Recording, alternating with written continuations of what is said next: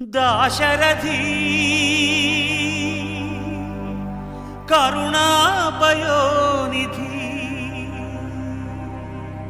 నువ్వే దిక్కని నమ్మడమా నీ ఆలయమును నిర్మించడమా నిరతము నిన్ను భజించడమా రామకోటి రచించడమా సీతారామ స్వామి నే చేసిన నేరమదేమి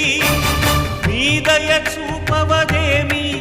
నీ దర్శనమీయవిదేమి దాశరథి కరుణాపయో